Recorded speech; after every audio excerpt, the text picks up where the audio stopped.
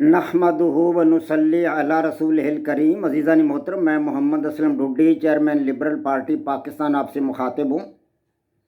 اور آپ دیکھ رہے ہیں liberal party Pakistan YouTube channel. عزیزان محترم، آپ کو پتہ ہے کہ اس چینل کے توسط سے آپ کے سامنے لبرل پارٹی پاکستان کا منشور بیان کیا جاتا ہے، اور میں اسی مقصد کے لیے وقتاً فوقتاً آپ کے سامنے اپنے خیالات کا اظہار کرتا رہتا ہوں۔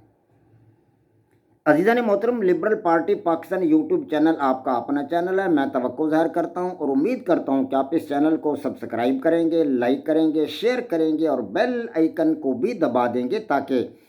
پارٹی کی طرف سے دی جانے والی معلومات اور گزارشات بر وقت آپ کے پاس پہنچیں اور آپ کے دوست احباب اور عزیز و اقارب ان سے مکمل طور پر استفادہ کر سکیں۔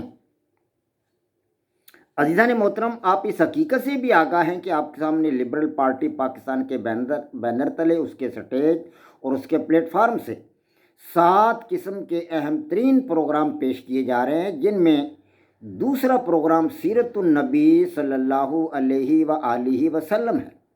عزیزان محترم، سیرت النبی صلی اللہ علیہ وآلہ وسلم کے 59 ایپیسوڈز، یعنی 1 کم 60 ایپیسوڈز آپ کے سامنے بیان کیے جا چکے ہیں۔ آج جو پروگرام آپ کے سامنے بیان کرنا مطلوب ہے، یہ ہے سیرت النبی صلی اللہ علیہ وسلم کا ایپیسوڈ نمبر 60۔ عزیزان محترم، میں آپ کے سامنے نبی علیہ الصلوۃ والسلام کے زمانہ سے پہلے، یعنی آپ صلی اللہ علیہ وآلہ وسلم کی بعثت مبارک سے پہلے کے عربوں کے حالات، کہ عرب لوگ آپ صلی اللہ علیہ وسلم کی بعثت مبارک سے پہلے کس قسم کا ان کا مطلب ان کی ثقافت تھی، ان کا طرز زندگی کیا تھا، ان کے رہن سہن کے طریقے کیا تھے۔ عمومی بات یہ ہے کہ وہ لوگ اس وقت بتوں کی پوجا کرتے تھے اور بت پرستی وہاں پہ عام تھی، اور اس کا بہت زیادہ غلغلہ تھا بت پرستی کا۔ بہت سارے بت ایسے تھے جو انسانی شکل میں انہوں نے بنا رکھے تھے،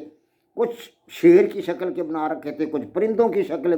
کے بنا رکھے تھے، گدھ کی شکل کا بت بھی تھا، کئی مطلب شکلوں کے ان لوگوں نے بت بنا رکھے تھے۔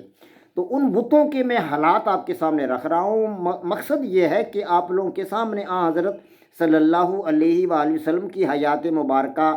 بعثت مبارکہ سے پہلے کے جو حالات ہیں وہ آپ کو ازبر ہوں اور آپ کو ان کا پتہ ہو، تاکہ سیرت النبی صلی اللہ علیہ وسلم کے اگلے اوراق اور اگلے حالات و واقعات سمجھنے میں آپ کو ذرا آسانی رہے۔ تو اور اس طرح آپ کو جتنی سیرت النبی صلی اللہ علیہ وسلم یاد ہوگی، وہ آپ کے لیے آخرت کا ایک بہت بڑا خزانہ بھی ہے۔ تو آج عزیزان محترم، میں آپ کو فلس نامی ایک بت کے بارے میں بتاؤں گا جو انسانی شکل میں تھا۔ انسانی شکل میں یہ بت بنایا گیا تھا، اور یہ خاص طور پر قبیلہ بنی طے کا بت تھا، اور بنی طے کے ساتھ ساتھ ان عربوں کا بھی یہ بت تھا جو ان 2 پہاڑوں کے درمیان رہتے تھے جہاں پر یہ بت نصب کیا گیا تھا۔ یہ 2 پہاڑ تھے جو مدینہ منورہ سے تقریباً 3 مرحلہ کے فاصلہ پر تھے۔ سلمہ اور اجادو، یہ 2 پہاڑ تھے، ان دونوں پہاڑوں کے درمیان یہ فلس نامی بت جو تھا وہ نصب کیا گیا تھا، انسانی شکل کا تھا، اور اس کی قبیلہ بنی طے اور وہ سارے کے سارے عرب جو اس وقت ان دونوں پہاڑوں کے اطراف میں یا ان دونوں پہاڑوں کے قرب و جوار میں رہتے تھے، وہ سارے کے سارے اس کی پوجا پاٹ کرتے تھے، اور اس کی جو تھی مطلب اس کے سامنے جو تھا اپنی قربانیاں کرتے تھے اور چڑھاوے چڑھاتے تھے، نظریں مانتے تھے، منتیں مانتے تھے، اس کی پوجا پاٹ کرتے تھے اس کی۔ اور اگر کوئی قربانی کا جانور بھاگ کر اس کی حدود میں آ جاتا تو وہ اسی کا ہو جاتا تھا۔ ہاں، یہ بھی بات تھی، اگر کوئی قربانی کا جانور ادھر آ جاتا اس کی حدود میں تو بس وہ پھر اسی کا ہو جاتا۔ ایک دفعہ ایسا ہوا کہ اس کا جو پجاری تھا، اس بت کا پجاری فلس کا، وہ ایک عورت تھی، سیفی اس کا نام تھا، تو اس کی اونٹنی بگا لایا، اس کی اونٹنی بگا کے لے آیا۔ اس عورت نے اپنے ہمسائے سے شکایت کی کہ فلاں پجاری جو ہے بت کا، فلس کا پجاری، وہ تو میری اونٹنی بگا کے لے گیا۔ تو وہ جو آدمی تھا اس کا ہمسایہ وہ آیا اور بت کے پاس، اور وہاں اونٹنی بندھی کھڑی تھی، وہ اونٹنی کو کھول کر لے گیا اور اس عورت کو اس نے اونٹنی دے دی۔ وہ عورت بیچاری بڑی خوش ہوئی اور راضی ہوئی۔ تو یہ صورتحال جب دیکھی مطلب ہے اس پجاری نے، تو اس نے دعا کی بت سے کہ میری مدد کر فلس، میں تو مارا گیا، اب اونٹنی میں لے کے آیا تھا، وہ مائی تو لے گی اونٹنی۔ اس نے اپنے ہمسایوں کو بھیجا اور وہ اونٹنی کھول کے لے گیا، لیکن فلس نے اس کی کیا مدد کرنی تھی، وہ تو ایک پتھر کا بت تھا۔ اس نے اس کی کیا مدد کرنی تھی؟ بس یہ اس وقت کے عربوں کا ایک طرز زندگی تھا کہ وہ بتوں کی پوجا کرتے تھے، وہ ان کو خدا سمجھتے تھے، اور ان کی زندگیوں کا بس جو تھا رنگ ڈھنگ یہی تھا اس وقت۔ تو بہت مطلب زیادہ غلغلہ تھا بتوں کا، جگہ جگہ بت نصب تھے، اور ہر قبیلہ نے اپنا بت نصب کر رکھا تھا۔ تو جب یہ صورتحال دیکھی اس نے تو وہ بڑا مطلب ہے، جب عدی بن حاتم تھے ایک اس وقت بڑے مطلب ہے اہم شخص تھے، عدی بن حاتم، جو بعد میں جنہوں نے اسلام قبول کیا، تو عدی بن حاتم نے جب یہ دیکھا تو کہ پجاری جو تھا وہ سیفی کی مطلب ہے اونٹنی کھول کے لے آیا، اور اس نے بت کے سامنے باندھ دی، اور اس کا ہمسایا، خاتون کا ہمسایا کھول کر لے گیا، اور اس نے بڑی دعائیں کی بت سے، پجاری نے، لیکن پجاری کا کچھ نہیں بنا۔ بت نے کیا سننا تھا اور کیا بت نے کرنا تھا؟ پجاری کا تو کچھ بھی نہیں بنا بیچارے کا۔ جب عدی بن حاتم نے یہ صورتحال دیکھی تو اس نے بت پرستی سے توبہ کر، اور اس نے عیسائیت کو بطور مذہب اختیار کر لیا۔ لیکن بعد ازاں 9 ہجری میں، یعنی 9 ہجری میں جب اسلام کو کچھ غلبہ حاصل ہوا تو 9 ہجری میں اس نے اسلام قبول کر لیا عدی بن حاتم نے رضی اللہ تعالیٰ عنہ۔ تو ابن شام کا کہنا ہے کہ بعض اہل علم میں یہ بات انہوں نے مجھ سے بیان کی ہے کہ رسول اللہ صلی اللہ علیہ وآلہ وسلم نے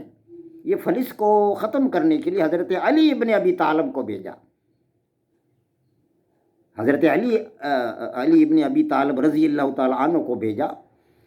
جو مطلب ہے آپ کے چچا تھے حضرت ابو طالب کے بیٹے حضرت علی ابن ابی طالب، جو چوتھے خلیفہ ہیں ہمارے، تو ان کو بھیجا۔ تو حضرت علی ابن ابی طالب نے اس بت کو توڑ پھوڑ کے ختم کر دیا، فنا کر دیا اس میں سے، لیکن اس کے اندر سے 2 تلواریں نکلیں،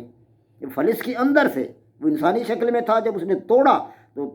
توڑنے میں اس کو انہوں نے 2 تلواریں نظر آئیں حضرت علی کو، تو وہ انہوں نے نکال لی، اور وہ دونوں تلواریں حضرت علی حضرت صلی اللہ علیہ وسلم کی خدمت میں لے کر حاضر ہوئے۔ وہ لے آئے تو آپ صلی اللہ علیہ وسلم نے فرمایا علی یہ دونوں تلواریں تمہاری ہیں۔ وہ دونوں تلواریں نبی علیہ الصلوۃ والسلام نے حضرت علی کو تحفۃً دے دیں، اور وہ تلواریں بعد ازاں حضرت علی کے پاس رہیں۔ اکثر و بیشتر جو جنگیں حضرت علی نے کی ہیں ان میں انہی 2 تلواروں سے حضرت علی لڑتے رہے، انہی سے انہوں نے کام لیا۔